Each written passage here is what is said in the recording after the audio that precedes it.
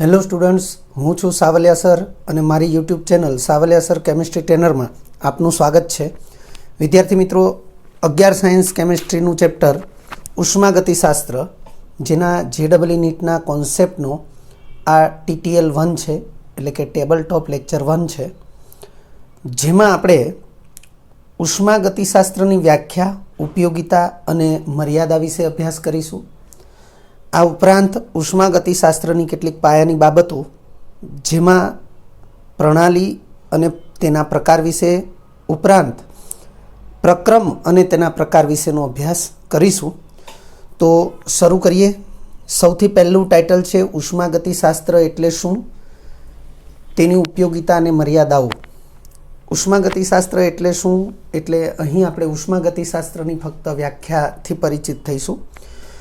વિજ્ઞાનની જે શાખામાં ભૌતિક અને રાસાયણિક પ્રક્રિયાઓ સાથે સંકળાયેલા ઉષ્માના ફેરફારોનો તેમજ તેને અસર કરતા પરિબળો વિશે અભ્યાસ થાય તેને ઉષ્માગતિશાસ્ત્ર કહે છે. અર્થ કે ઉષ્માગતિશાસ્ત્ર એ વિજ્ઞાનની એક શાખા છે, જેમાં કોઈ પણ ભૌતિક અને રાસાયણિક પ્રક્રિયાઓ સાથે સંકળાયેલા ઉષ્માના ફેરફારો વિશે અભ્યાસ થાય છે. તે ઉપરાંત આ ઉર્જાના ફેરફારોને અસર કરનારા પરિબળો વિશે પણ અભ્યાસ થાય છે. ઉપયોગિતા અથવા અગત્યતા.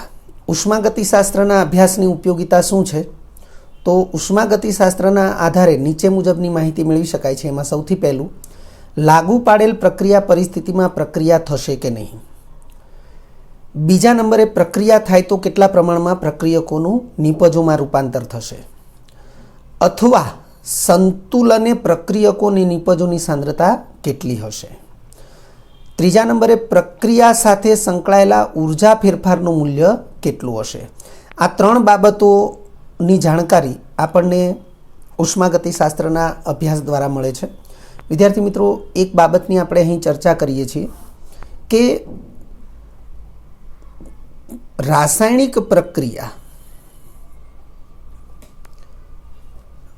ના આધારે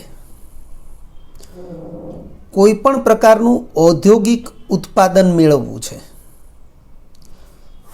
તો ત્રણ પ્રશ્નોનું નિરાકરણ મળવું જરૂરી છે.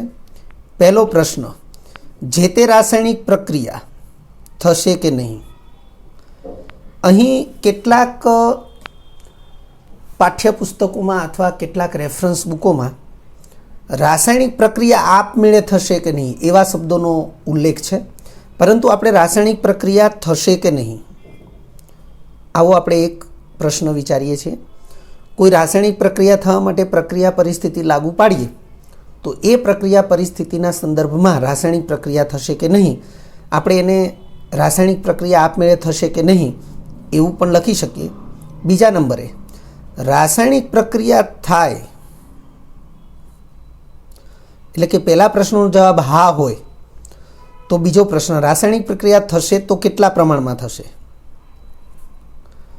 આ કેટલા પ્રમાણમાં થવું એનો અર્થ કે કેટલા પ્રમાણમાં પ્રક્રિયકોનું નિપજમાં રૂપાંતર થશે, અથવા સંતુલને પ્રક્રિયકો અને નિપજોની સાંદ્રતા કેટલી હશે. આ પ્રશ્નનો અર્થ એ અહીં બીજા વિધાનમાં લખેલો છે એ જ થશે. ત્રીજા નંબરે, પ્રક્રિયા કેટલા સમયમાં પૂર્ણ થશે. વિદ્યાર્થી મિત્રો, આ ત્રણ પ્રશ્નોના જવાબ એ જો સંતોષકારક રીતે મળે તો અને તો જ જે તે રાસાયણિક પ્રક્રિયાને આધારે ઔદ્યોગિક ઉત્પાદનની શરૂઆત કરવામાં આવે છે અને તે ઔદ્યોગિક ઉત્પાદન મેળવવામાં આવે છે. પરંતુ અહીં ઉષ્માગતિશાસ્ત્ર દ્વારા પહેલી અને બીજી આ બે બાબતો જે છે એને સમજી શકાય છે, ત્રીજી બાબતને ઉષ્માગતિશાસ્ત્ર દ્વારા સમજી શકાતી નથી. એ ઉષ્માગતિશાસ્ત્રની મર્યાદા છે. તો આપણે આજે પહેલી બીજી બાબત છે એ અહીં લખેલી જ છે કે લાગુ પાડેલ પ્રક્રિયા પરિસ્થિતિમાં પ્રક્રિયા થશે કે નહીં. આ પ્રશ્નનો જવાબ આપણને ઉષ્માગતિશાસ્ત્ર દ્વારા મળી શકે છે. બીજો પ્રશ્ન છે, પ્રક્રિયા થાય તો કેટલા પ્રમાણમાં પ્રક્રિયકોનું નિપજોમાં રૂપાંતર થશે, અથવા સંતુલને પ્રક્રિયકો અને નિપજોની સાંદ્રતા કેટલી હશે. આ પ્રશ્નનું નિરાકરણ પણ આપણને ઉષ્માગતિશાસ્ત્ર દ્વારા મળે છે, એટલે કે પ્રથમ અને બીજા પ્રશ્નનો ઉકેલ આપણને ઉષ્માગતિશાસ્ત્ર દ્વારા મળે છે. પરંતુ રાસાયણિક પ્રક્રિયાને આધારે ઔદ્યોગિક ઉત્પાદન માટે આ ત્રીજા પ્રશ્નનો જવાબ મળવો પણ જરૂરી છે. પરંતુ ત્રીજા પ્રશ્નનો જવાબ એ ઉષ્માગતિશાસ્ત્ર દ્વારા મેળવી શકાતો નથી. અહીં ઉષ્માગતિશાસ્ત્રની ત્રીજી અગત્યતા લખી છે, પ્રક્રિયા સાથે સંકળાયેલા ઉર્જા ફેરફારનું મૂલ્ય કેટલું હશે તે પણ આપણે ઉષ્માગતિશાસ્ત્ર દ્વારા જાણી શકીએ છીએ. મર્યાદા, એમાં પહેલી જ મર્યાદા લખી છે, તેના દ્વારા પ્રક્રિયા વેગ વિશે કોઈ માહિતી મળતી નથી. એટલે પ્રક્રિયા કેટલા સમયમાં પૂર્ણ થશે અથવા સંતુલન સ્થિતિ પ્રાપ્ત કરશે એની જાણકારી ઉષ્માગતિશાસ્ત્ર દ્વારા મેળવી શકાતી નથી, જે તેની મર્યાદા છે. એટલે અહીં લખ્યું છે ઉષ્માગતિશાસ્ત્ર નીચે મુજબની મર્યાદાઓ ધરાવે છે. પહેલું, તેના દ્વારા પ્રક્રિયા વેગ વિશે કોઈ માહિતી મળતી નથી, એટલે કે પ્રક્રિયા કેટલા સમયમાં પૂર્ણ થશે અથવા સંતુલન પ્રાપ્ત કરશે તે કહી શકાતું નથી. બીજા નંબરની મર્યાદા છે, તે પ્રણાલીની કુલ ઉર્જા વિશે માહિતી આપતું નથી, ફક્ત પ્રક્રિયા દરમિયાન પ્રણાલીમાં થતા ઉર્જા ફેરફાર વિશે જ માહિતી આપે છે.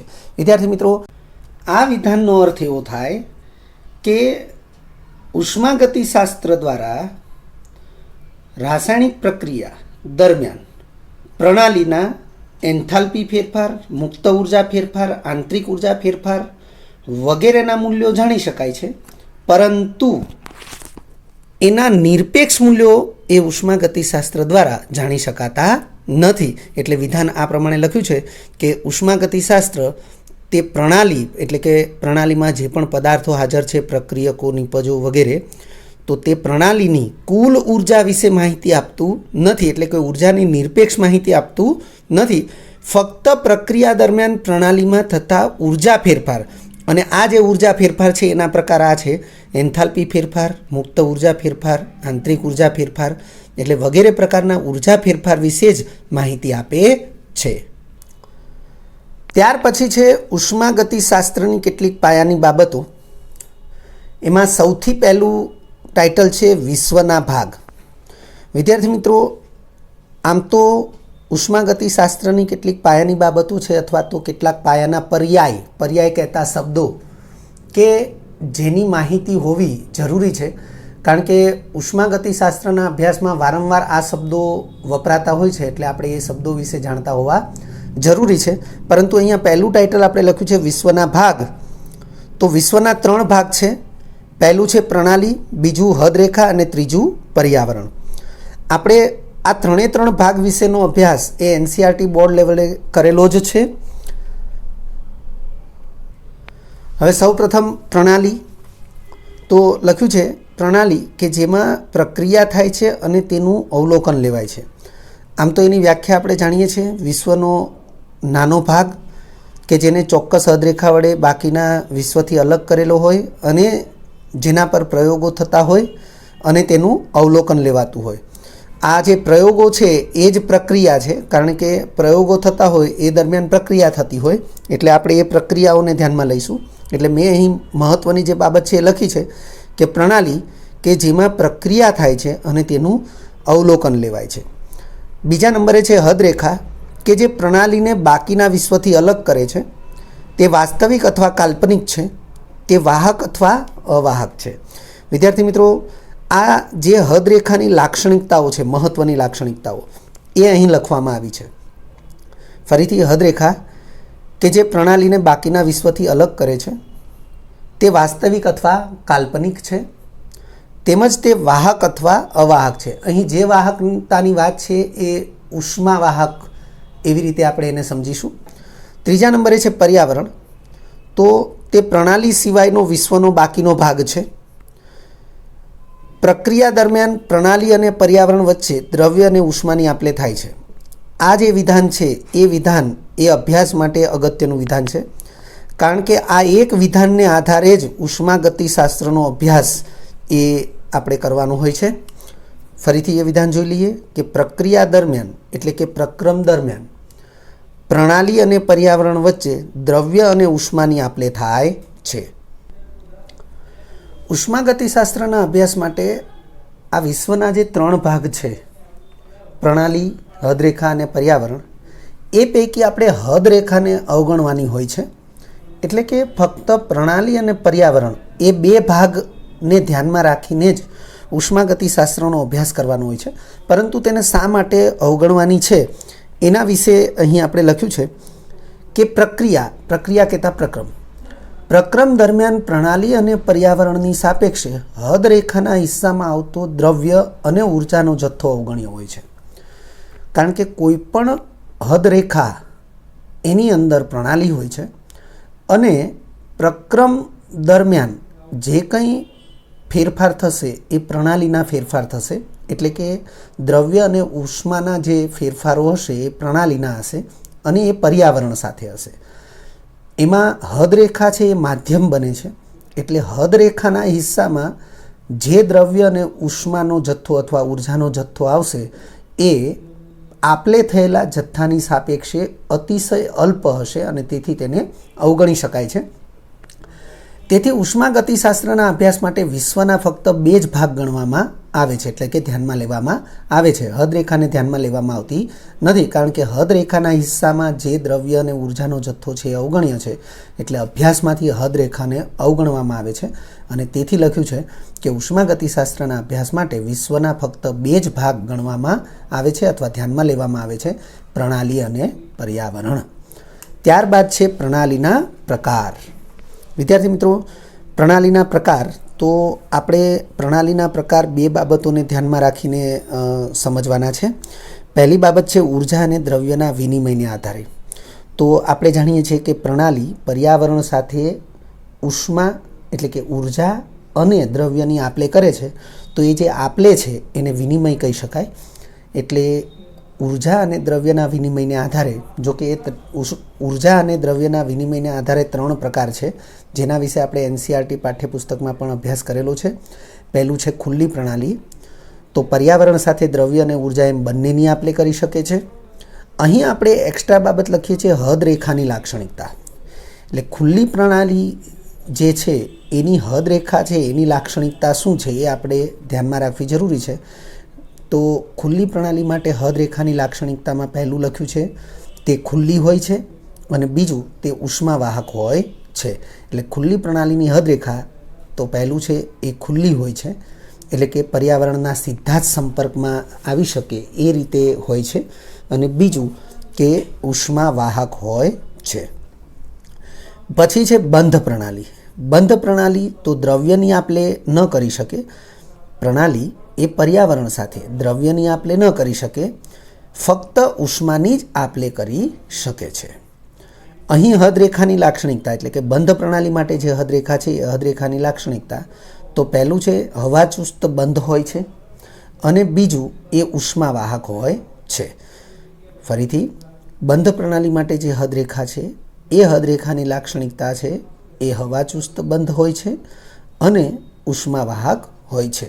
હવાચુસ્ત બંધ હોય જેનાથી એ દ્રવ્યની આપલે કરી શકતી નથી, પરંતુ ઉષ્માવાહક હોય છે તેનાથી તે ઉષ્માની આપલે કરી શકે છે. ત્રીજા નંબરે છે નિરાળી પ્રણાલી. નિરાળી પ્રણાલી તો દ્રવ્ય અને ઉષ્મા એ બંને પૈકી એક પણની આપલે કરી શકે નહીં. ફરીથી, નિરાળી પ્રણાલી એ પર્યાવરણ સાથે દ્રવ્ય અને ઉષ્મા એ બંને પૈકી એક પણની આપલે કરી શકતી નથી. નિરાળી પ્રણાલીની જે હદરેખા છે એ હદરેખાની લાક્ષણિકતા તો સૌથી પહેલું છે હવાચુસ્ત બંધ હોય છે. તો આ જે લાક્ષણિકતા છે એ બંધ પ્રણાલી સાથે સામ્યતા ધરાવે છે, હવાચુસ્ત બંધ હોય છે.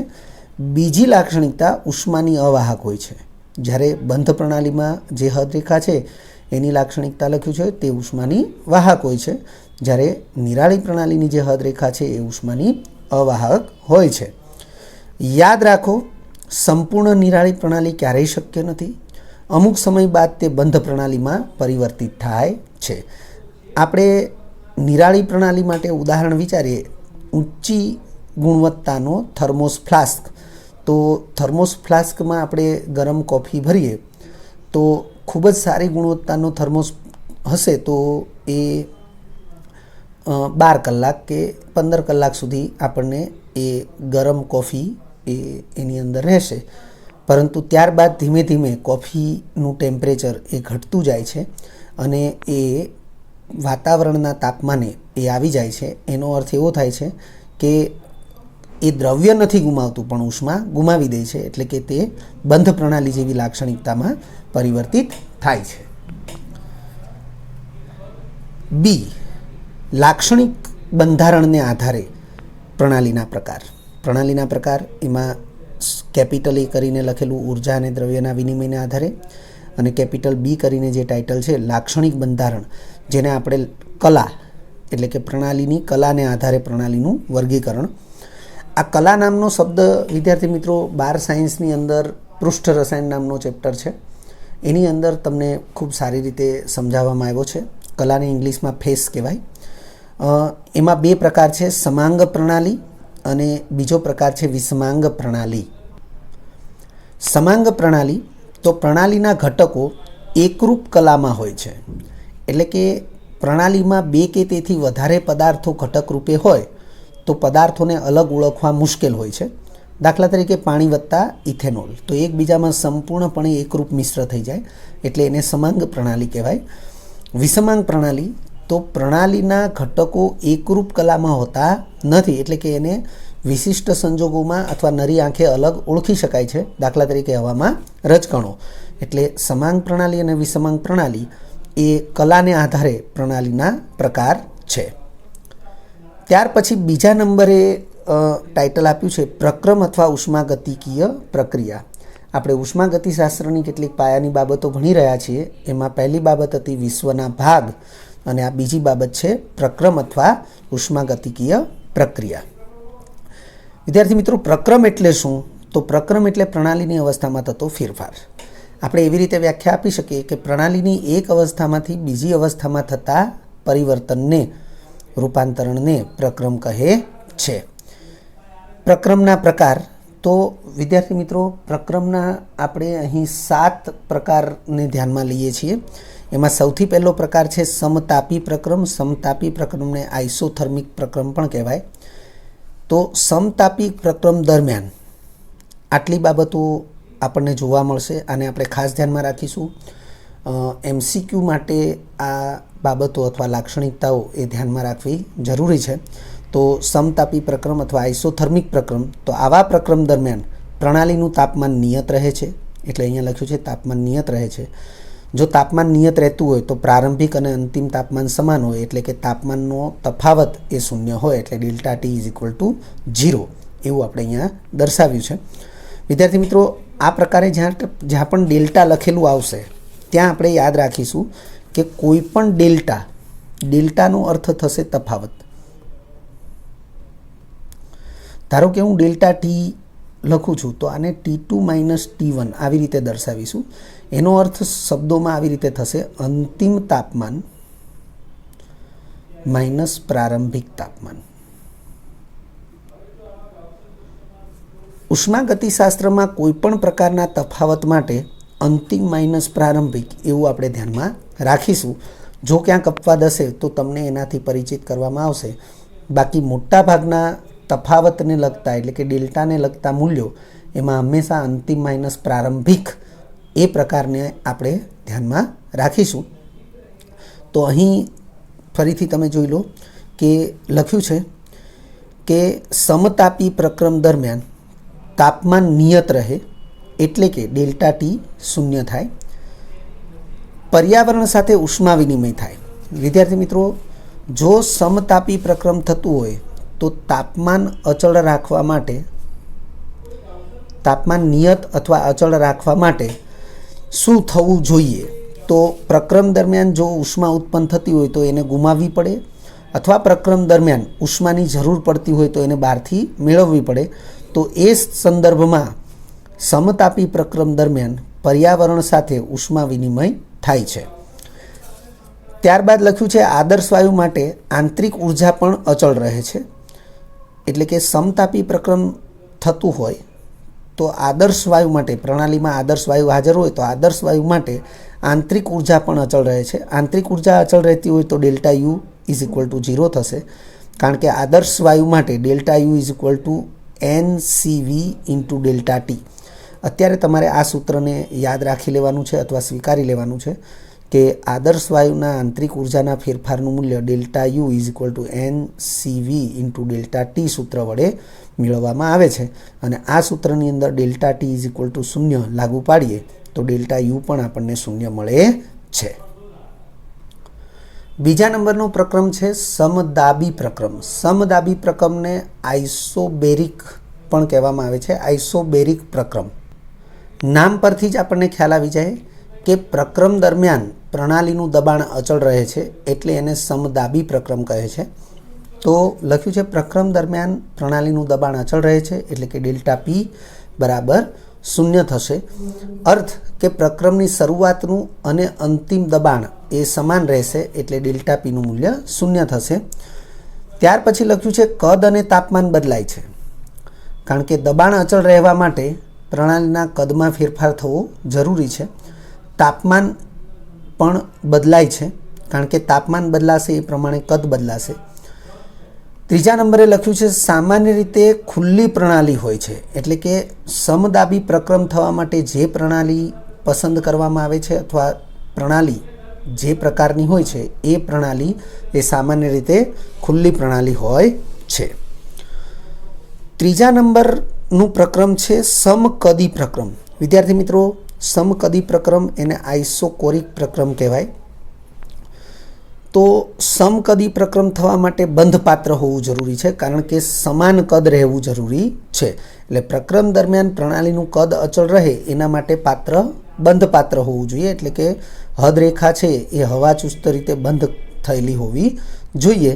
તો અહીં લખ્યું છે કે સમકદી પ્રક્રમ દરમિયાન પ્રણાલીનું કદ અચળ રહે છે એટલે કે પ્રણાલીના કદમાં કોઈ ફેરફાર થતો નથી એટલે કે ડેલ્ટા વી બરાબર 0 થશે.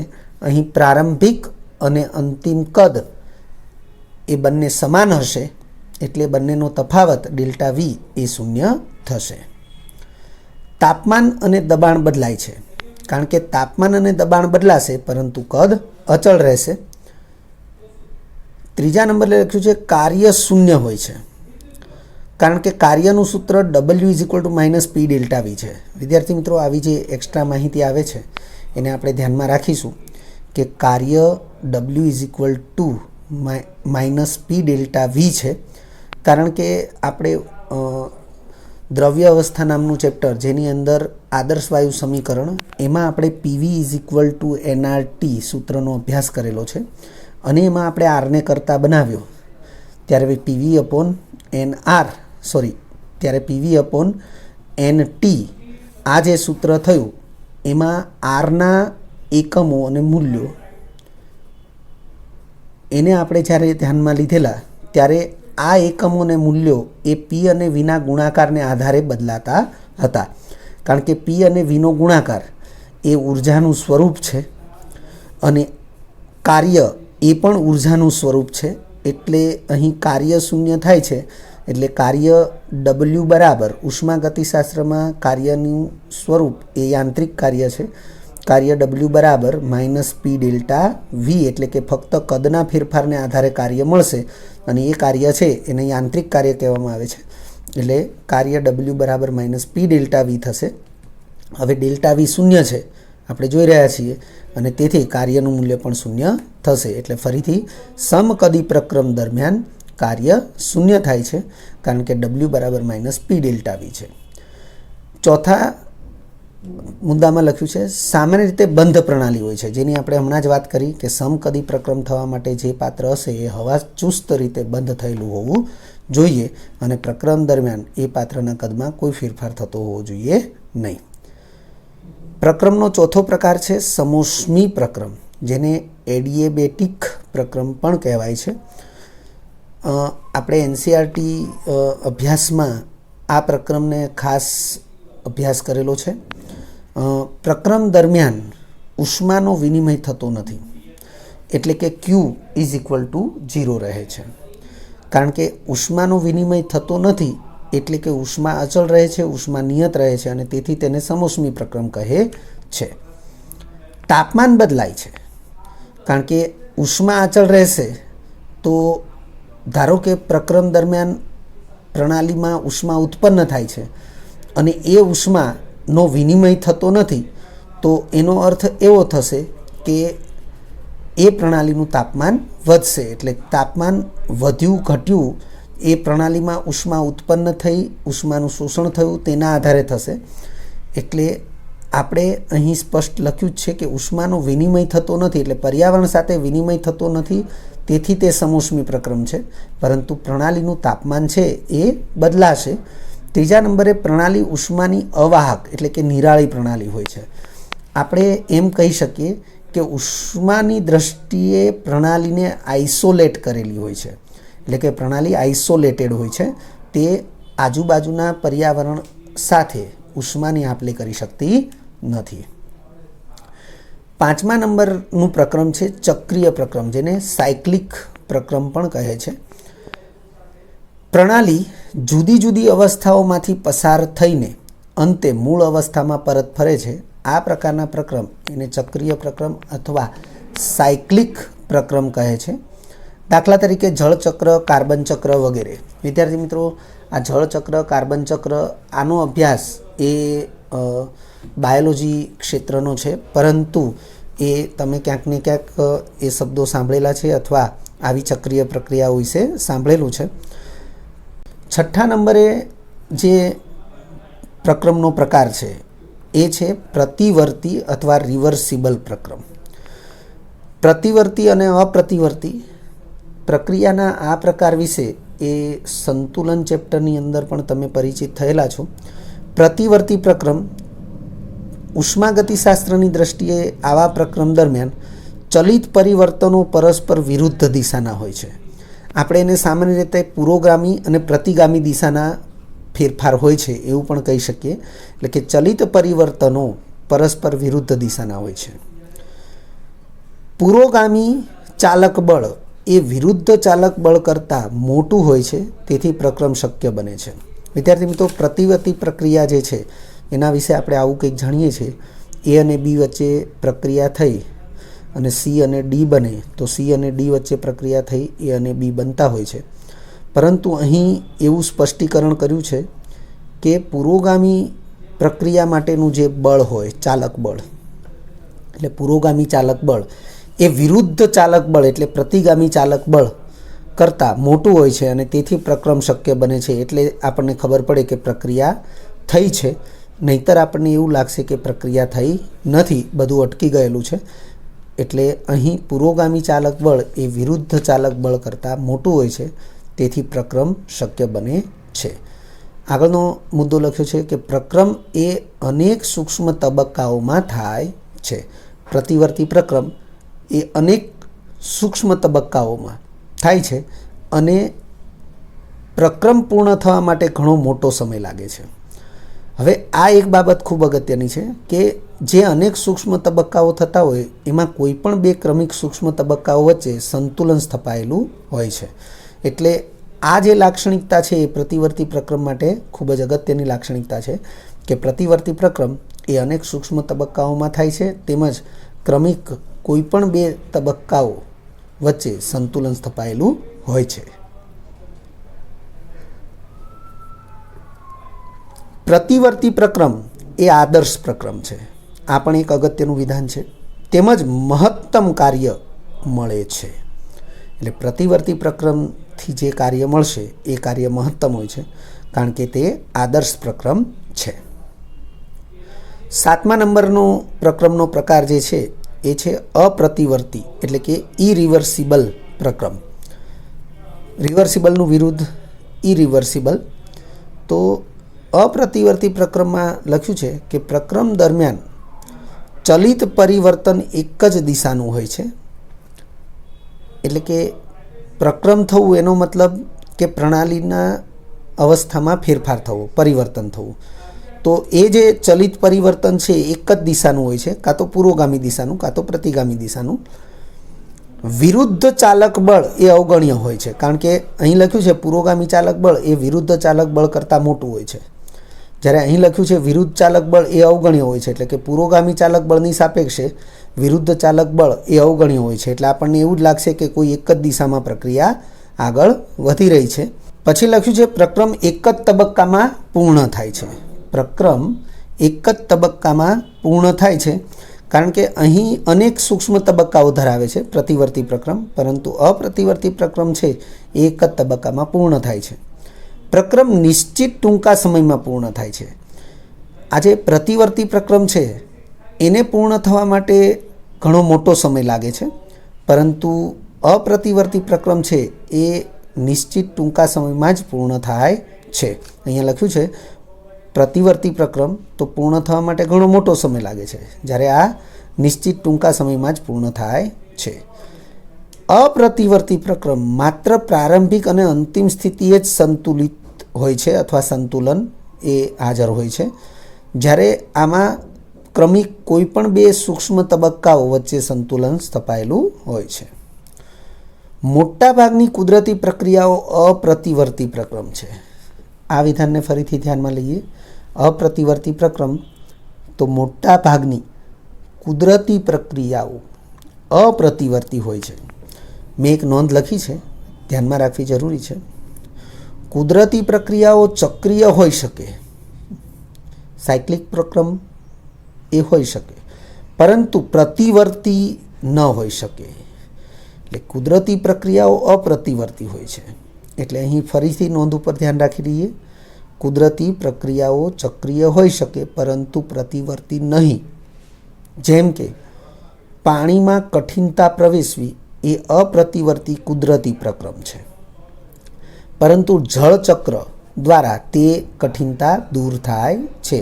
હવે જળચક્ર એ ચક્રીય પ્રક્રમ છે, એટલે ચક્રીય પ્રક્રમ દ્વારા તે કઠિનતા એ દૂર થાય છે, પરંતુ જે દિશામાં કઠિનતા પ્રવેશે છે એનાથી વિરુદ્ધ દિશામાં કઠિનતા દૂર થાય છે એવી કોઈ પ્રક્રિયા કુદરતી રીતે થતી નથી. એટલે લખ્યું છે કુદરતી પ્રક્રિયાઓ ચક્રીય હોઈ શકે પરંતુ પ્રતિવર્તી નહીં, કારણ કે જે દિશામાં પાણીમાં કઠિનતા પ્રવેશી છે એનાથી વિરુદ્ધ દિશામાં કોઈ કુદરતી પ્રક્રિયા થઈ અને એ કઠિનતા દૂર થતી નથી, પરંતુ જળચક્ર નામની ચક્રીય પ્રક્રિયા દ્વારા તે કઠિનતા દૂર થાય છે. વિદ્યાર્થી મિત્રો, જો તમને આ વિડીયો લેક્ચર ગમ્યો હોય તો લાઇક આપજો, શેર કરજો અને સબસ્ક્રાઈબ પણ કરજો. અગાઉના લેક્ચરનું રિવિઝન અને પાઠ્યપુસ્તકનું વાંચન કરતા રહેજો. આ લેક્ચર અંગે કોઈ પણ ડિફિકલ્ટી હોય તો મને વોટ્સઅપ કરી શકાય. આભાર. ફરી મળીશું નવા વિડીયો લેક્ચરમાં.